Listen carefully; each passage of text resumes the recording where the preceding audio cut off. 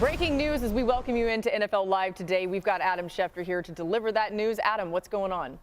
Laura, we have a major trade that has just shaken up the draft order for later this month. The Philadelphia Eagles and New Orleans Saints have been involved in a trade that will involve 8 different draft picks over the next 3 drafts, including 2 first-round picks this year. Let's see if we have some of the information on that we could roll up right now. But essentially, the Eagles are trading one of their first-round picks, and you see in return what happens in some of the compensation that is coming back to the Philadelphia Eagles and New Orleans Saints in a trade like this. The Eagles are getting double first-round draft picks next year, their own and one from the Saints, in addition to a second-round draft pick in 2024. So it's a major draft day shakeup here where the Saints now will have 2 picks in the first round. The Eagles will have 2 picks in the first round. We asked, why would this trade happen? Couple of things to keep in mind here.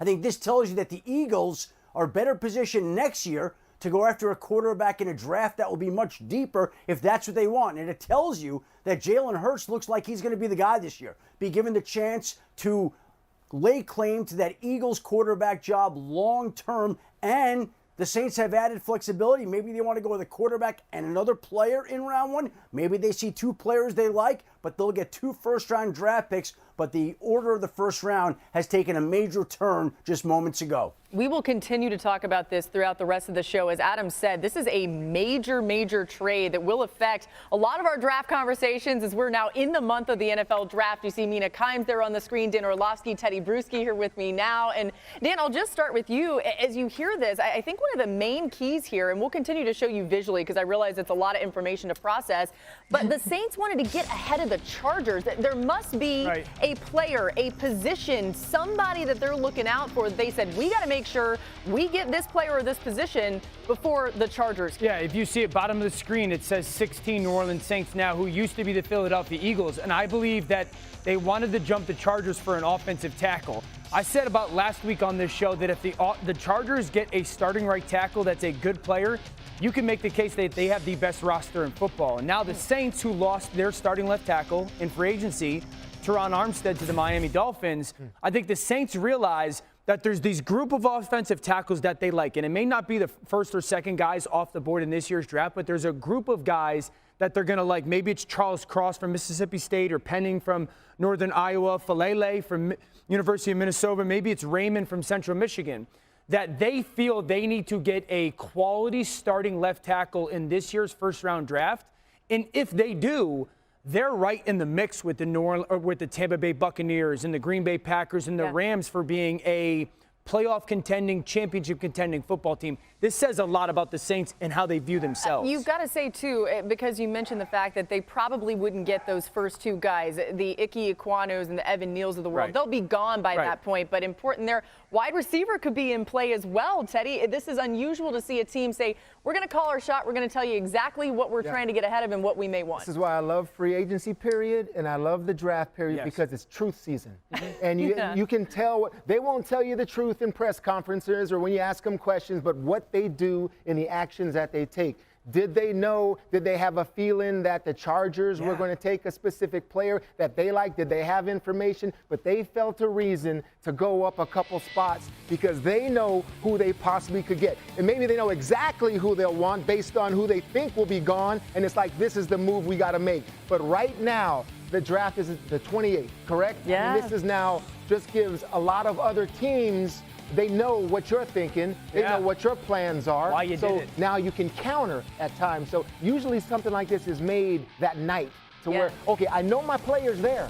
He's going to be there. I'm going to make this trade and go get him because the clock is ticking and he's still there. But a lot of things can still happen on draft night, as we all know, and we'll see if it works out for them. Well, I mean, it does give the Saints some flexibility on that draft night as well to maneuver a little bit in just a slight rung higher. You know what I mean?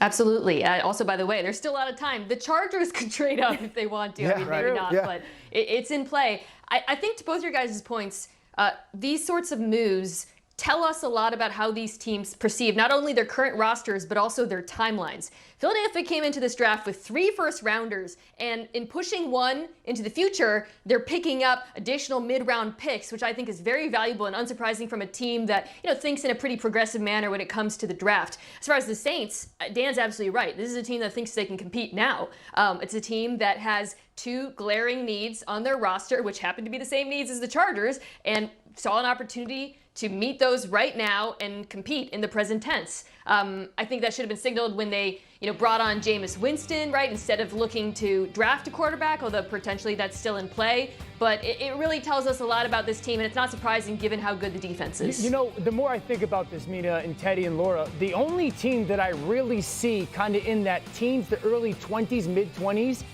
that was likely to draft a tackle outside of the Chargers is maybe the Dallas Cowboys. Maybe, like the Steelers are not going to, the Patriots aren't, the Packers aren't, the Cardinals are not.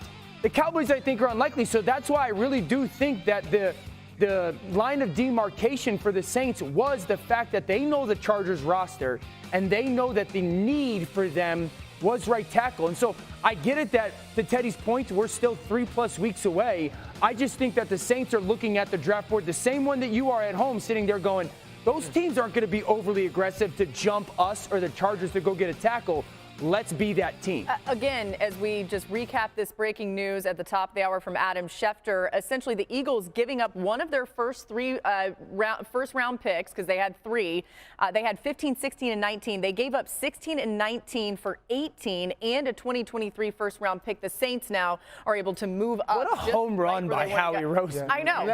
The Eagles side is unbelievable, right? So are they saying, like Adam was saying, okay, Hurts, here we go, 1-year audition. Because we have some ammunition for next year. It's a really good job by their general manager, Howard. We'll get into the Eagles side a little bit more, guys, because I think there's a lot there. But let's bring in Mel Kiper Jr. here as we continue to unpack all of this. Mel, we continue to talk about the Saints targeting an offensive tackle. Wide receivers, though, still in the mix there. Give us some players that you think New Orleans could be interested in here.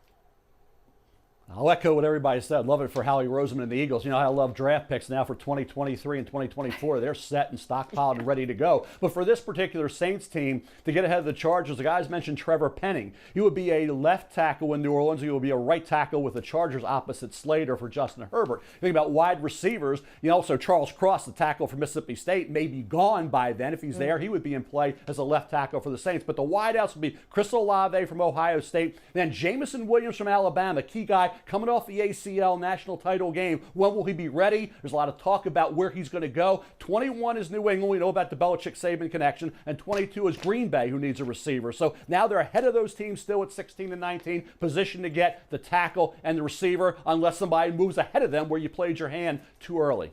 Adam, let's get you back. Oh, go ahead, Adam. No, I was going to say, to me, I always look at the quarterbacks in a trade like this, Laura. I think that everybody wondered whether the Eagles would make a move in a draft like this for a quarterback. This is not considered a deep, strong quarterback class. So what the Eagles are doing is they're pushing their chips into next year. And they're saying, no problem, we'll take 2 1s next year. We'll give Jalen Hurts this year. If Jalen Hurts proves he's the guy again, great. We'll continue to go with him as our quarterback. If not, we have double 1s next year in addition to double 2s in 2024, and all the ammunition that the Eagles built up for this year's draft. They're basically pushing down the road and saying, we'll take some of these chips off the table this year and put them into 2023 and 2024, give Jalen Hurts his idea. The Saints now, who have obvious needs at various positions, Dan said offensive tackle, maybe they see a quarterback in the middle of the first round there before a team can jump into the back half of the first round to take a quarterback where they get the extra year on the 5th-year option. Maybe the Saints say, we're not going to get cute here. We see a guy at our spot right now. We'll take the offensive tackle we want, and we'll take a quarterback we want, or whatever they're planning. But they've got added flexibility this year, and the Eagles have added flexibility next year. And Adam thinks quarterbacks, but this is the way I think in terms of the way the NFL has been.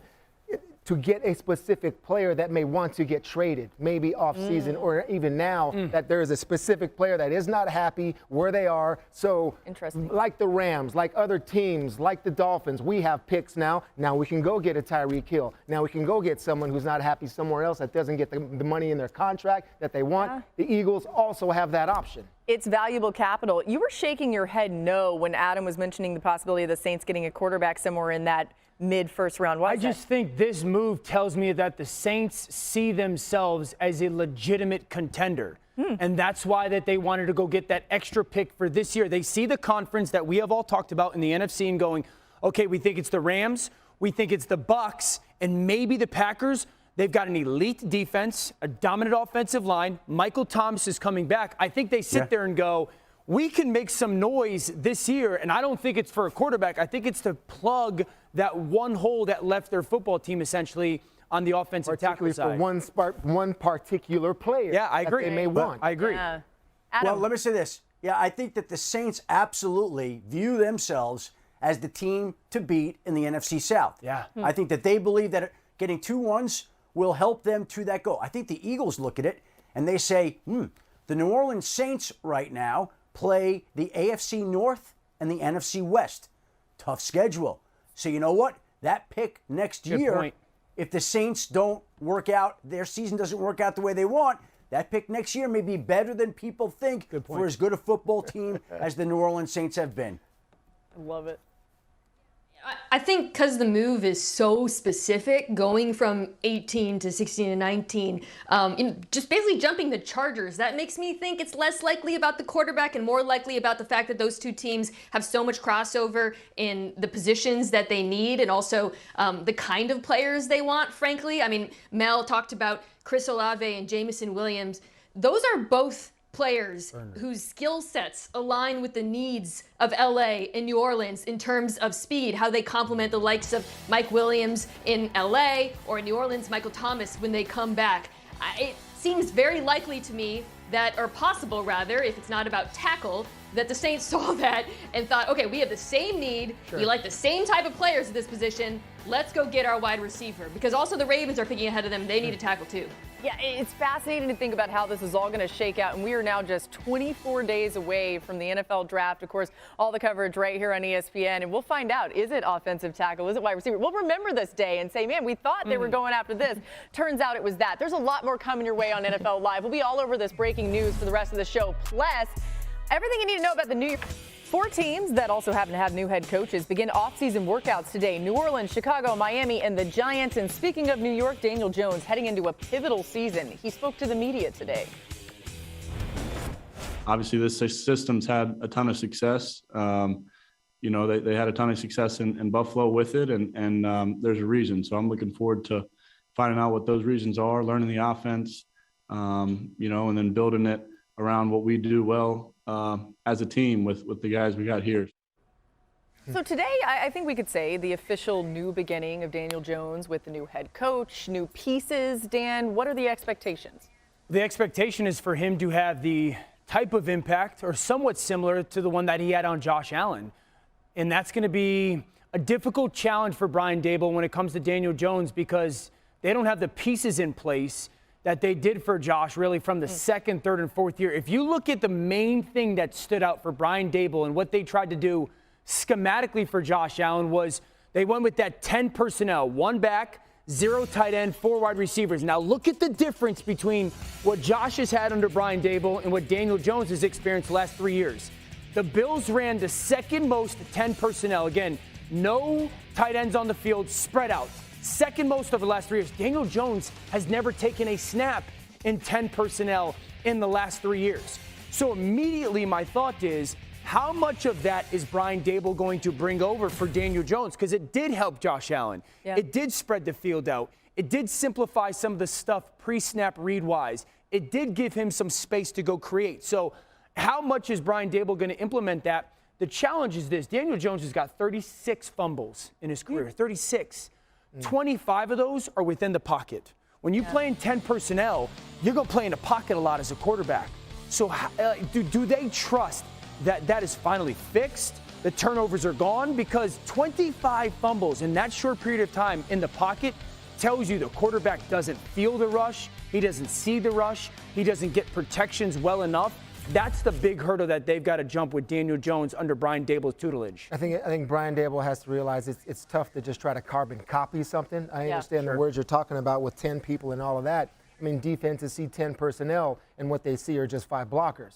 Yes. So here comes the rush. Here comes the pressure that he may experience. Brian Daboll had a lot of success because he had Josh Allen at quarterback. And, I mean, you could run a lot of things, Dan, with no doubt. You got Josh Allen, and you got a defense that can help you out a little bit, too. This is conclusion year for Daniel Jones, is what I'm trying to say. Daboll has to decide, okay, I can't just think that you're Josh Allen and plug you into what we were doing, because I don't know if he can do the same things. But if I make an adjustment, all right, a little more 11, okay, I'll put a tight end in there and give you a little more protection. How much progress can you show me? And you're right about the turnovers. That's just the whole thing. You're always talking about Daniel Jones taking care of the football, decision-making, blah, blah, blah. It's like an old record.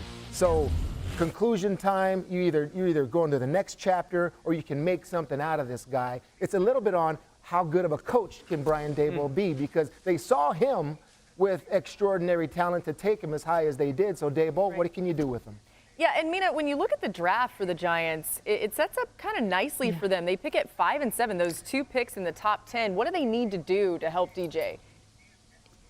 Yeah, I mean, this is obviously a very imperfect roster with a lot of holes, but I think this draft shook out perfectly for them, because their 2 main needs, to my eye, are offensive tackle, specifically right tackle, with Andrew Thomas locking down the left side, and then defensively, pass rush. Both of those positions are top-heavy in this year's class. So you could see them at 5 grabbing a player like Evan Neal out of Alabama, who played right tackle, and then at 7 having their choice of, God willing for them, Kayvon Thibodeau or Trayvon Walker, if he's available there, Jermaine Johnson. This is a defense that ranked 30th in pass rush win rate last year. So I think what you have is an opportunity not only to build around Jones, but grab some young core players so that if you do move on from Daniel Jones, you have the talent for the next quarterback. Golly, a couple of those names you just threw out. I think they would make them immediately better. And it is true that the Giants have had some success recently in the draft. You think about Kadarius Toney, grabbing him. There are a few positives there in amidst of a lot of negatives. You're just saying that because he went to Florida. Dude had 0 touchdown catches last year. Whatever, Dan. He's an electric player. All right, we got a lot more coming your way on NFL Live. The big news of the day, a major shakeup in the NFL draft coming up April 28th. You see New Orleans, the Saints move up to 16. They wanted to get ahead of those Chargers. We've been talking about why. Plus the Eagles looking ahead and putting some faith in Jalen Hurts. Or thinking, I know they've done a lot of work in this draft on offensive linemen and defensive linemen. And maybe in a draft that's considered so deep at those 2 positions, they're saying there's a group of players, any one of which we're comfortable taking in the spots that we now have acquired. And so they have 2 picks in the middle of the first round to do what they want to do in a draft that's rich at the lineman position. Now, again, there's always the quarterback argument. Maybe the Saints like one of these quarterbacks that a team would trade into the back half of the first round for to get an extra 5th-year option on that quarterback's contract, and the Saints can sit where they are, take a lineman and a quarterback and move on. But the Saints obviously identified that spot of the draft as an area where they would like to have 2 first-round draft picks, and were willing to do so much so that they moved back one of their first-round draft picks in next year's draft, which the Eagles were only too happy to take. The Eagles had 3 ones this year. They're now down to 2 this year, 2 next year, and an additional 2 in 2024. Yeah, the Eagles may be the real winners here, but to Adam's point, it seems more likely the Saints are going after offensive tackle or maybe wide receiver. But let's talk about those quarterbacks a little bit as you look at Mel's big board there on the screen. His top quarterback prospects are led by Malik Willis. Willis, responsible for 74 touchdowns over the last 2 seasons. That's most in the FBS. Next, Kenny Pickett, who set an ACC single-season record with 42 passing touchdowns last season. So, Mel, let's talk about Malik Willis. You have him ranked as your number 1 quarterback. Why him over Pickett?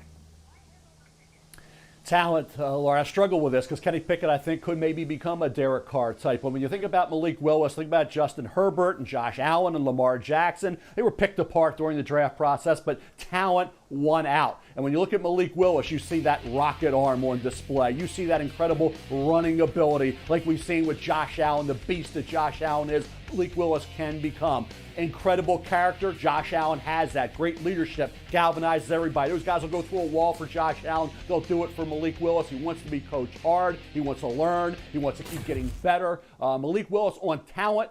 That's kind of the blueprint now for hitting the grand slam at the quarterback position in terms of the NFL draft.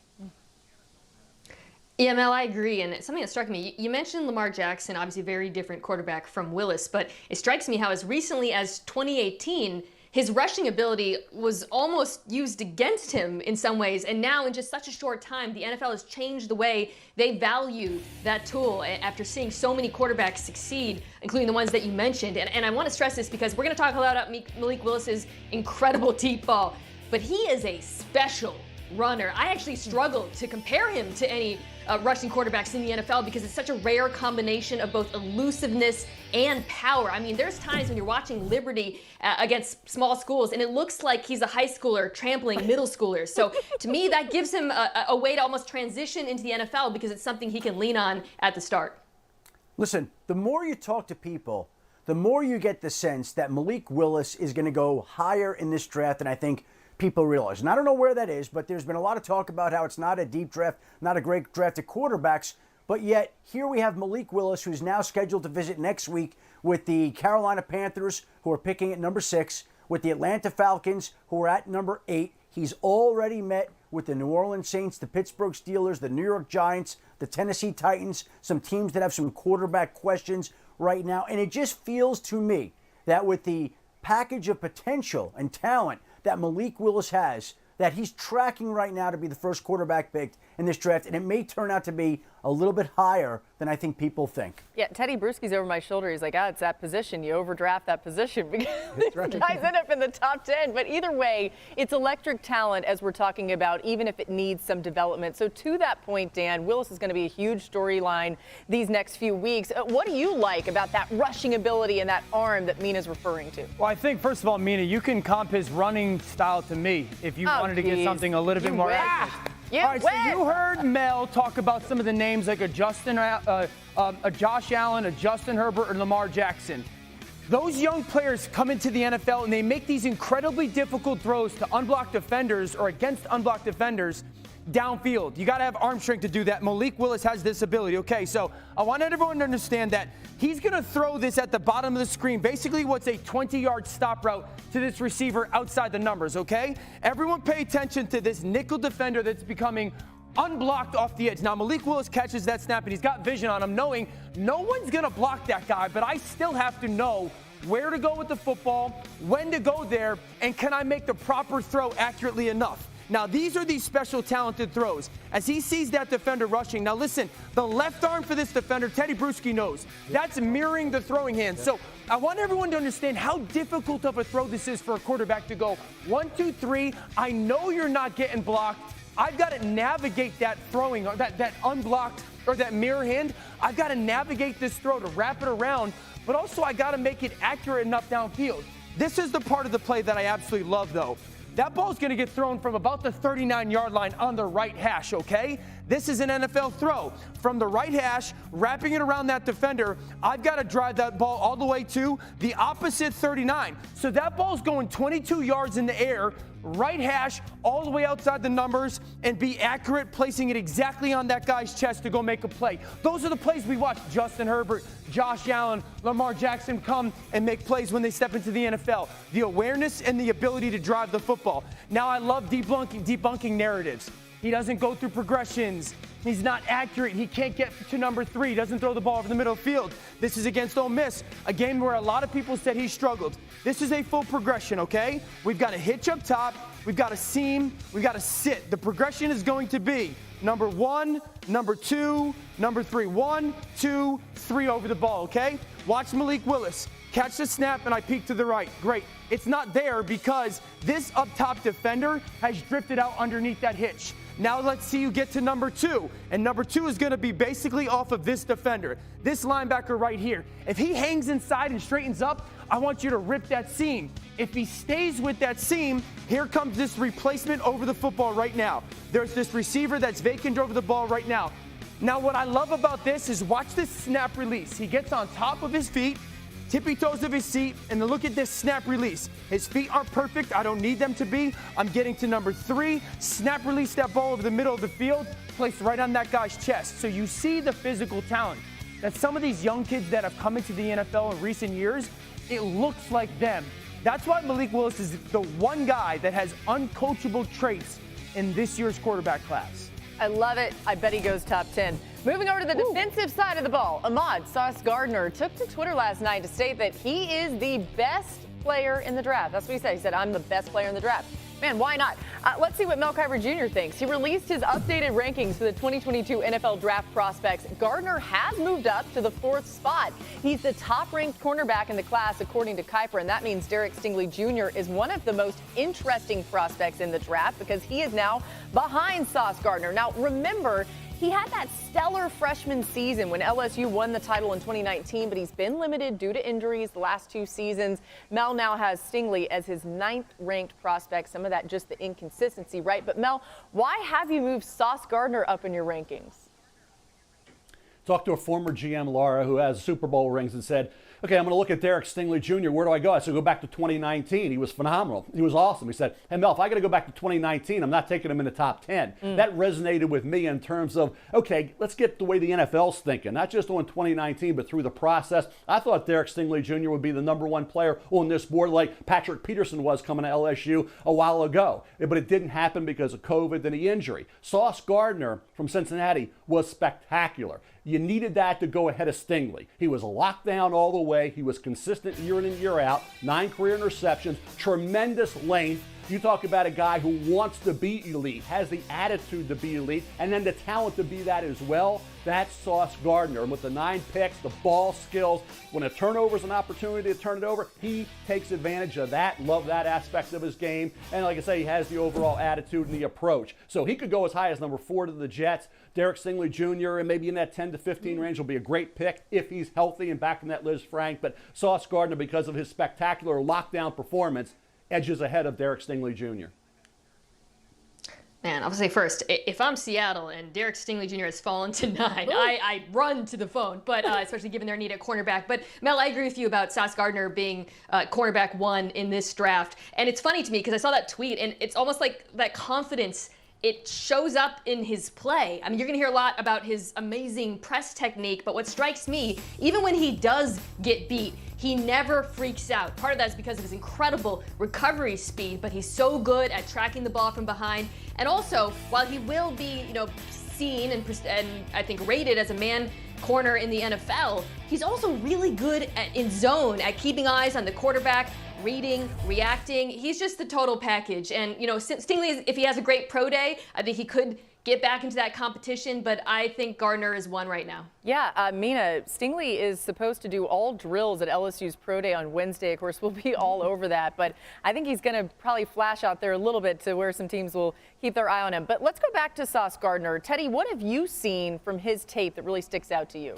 Well, Mina's 100% correct because this guy is a special player, and Mel had it right in terms of when he said length and attitude. Well, does a player know how to use his length and attitude? I'm going to show you right here when a player knows how to use it and use it properly. Jam off the line of scrimmage, doesn't seem to panic, doesn't grab, in phase with the wide receiver, gets his head back to see where the ball is, keeps his feels on the receiver, and able to break up the pass. That's knowing how to use your length. Now, sometimes you don't want to be too aggressive. You just want to be savvy. You see that little grab right there, just on a jersey. Let go of it. I catch up a little bit, and I get a pass defense right there. That type of savviness also. Now, down the field, grabbing receivers, almost a little too aggressive at times, but that's what you need in this league is attitude that you just can't be beat. So, length, attitude, he knows how to use it. Now, he is so aggressive, I would almost argue that there's going to have to be a coach that has to calm him down a little bit at times because these refs in the NFL know when to call it, and they will call pass interference, illegal contact.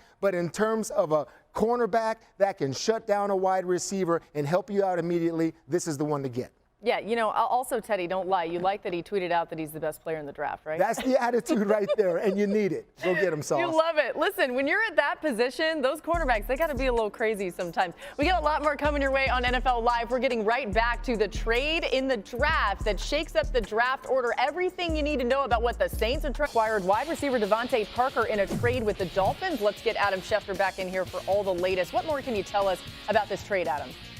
Well, a rare trade between two teams in the same division. The Miami Dolphins, I think, have had trade conversations involving Devontae Parker for the past few years. When they went and signed Cedric Wilson from the Cowboys, when they went and traded for Tyreek Hill from the Kansas City Chiefs, that clearly made Devontae Parker more expendable than ever. And so they wind up trading him to New England, which had a need at that wide receiver position right now. And New England gets another target to pair with players like Kendrick Bourne and Jacoby Myers and Nelson Aguilar to give Mac Jones another receiving threat, somebody who can be effective in the red zone, who can make contested catches, jumping up over defensive backs. He's been a good player when he's been healthy, and I think the Patriots believe he'll be helpful. One other note about this, one of the teams that was inquiring and interested about Devontae Parker was none other than the Dallas Cowboys. Be interesting to see if the Dallas Cowboys wind up adding another wide receiver before or even during the draft. Yeah, they did that with CeeDee Lamb recently. Hey, Adam mentioned the Patriots' need at wide receiver.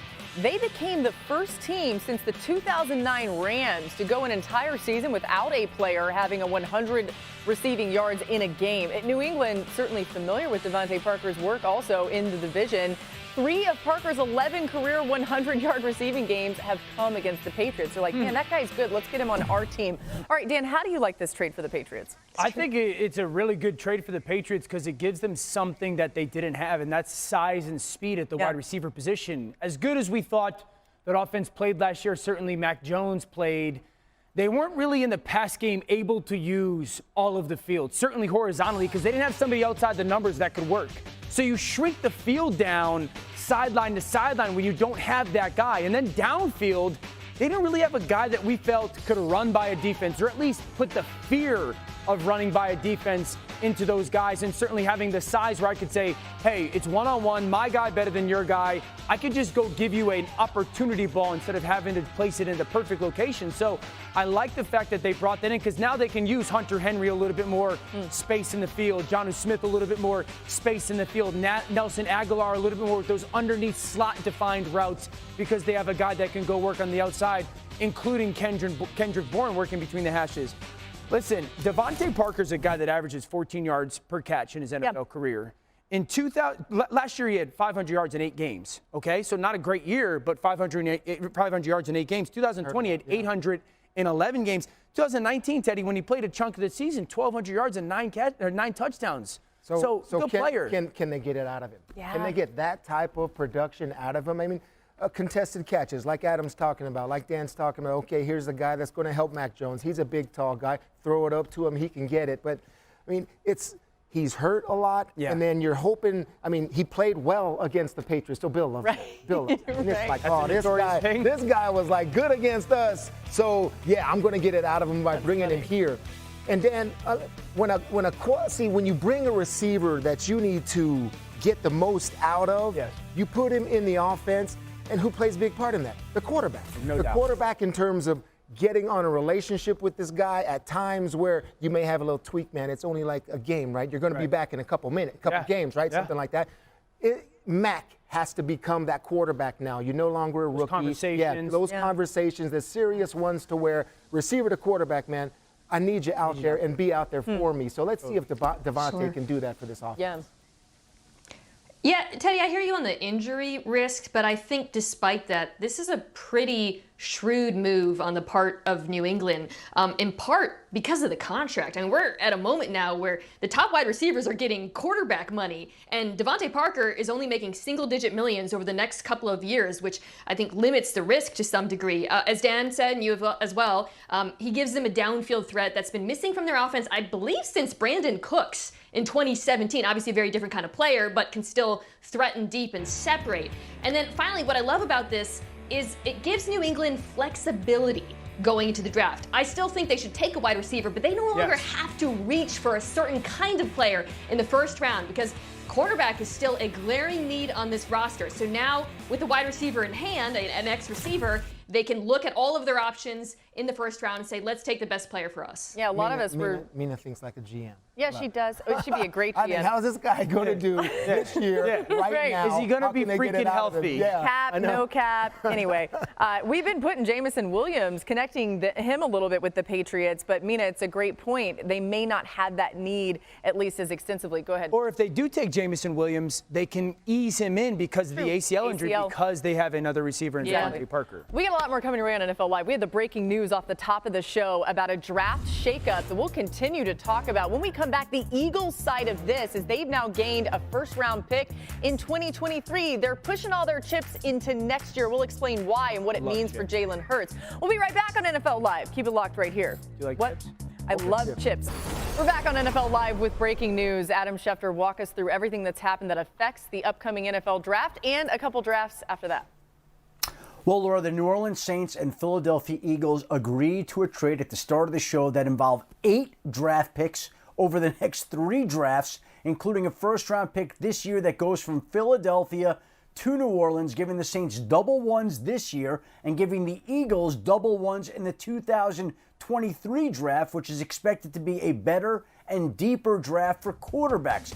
Here is the full compensation from today's trade as you look at it right now. You see what the Eagles get. The 18th pick this year, a 3rd, a 7th, a 1 next year, a 2 and 24. The Saints get number 16 this year, number 19 this year, and a 6th round draft pick. And so the Saints are trading future picks for 3 picks in this draft. And this is a draft in which the Saints have done a lot of work on linemen. Linemen is considered to be a strength of this draft. Wouldn't be a surprise if the Saints went offensive or defensive line at 16 and 19 or 16 and then maybe a quarterback. They have leverage and options and more flexibility in this draft, whereas the Eagles have more flexibility in the 2023 and 24 drafts. Yeah, just to get a visual on all of this, here is the big board with the draft order. And it's noticeable there, the Saints, of course, at 16 now after this happened today, getting right ahead of the Chargers, who also have a need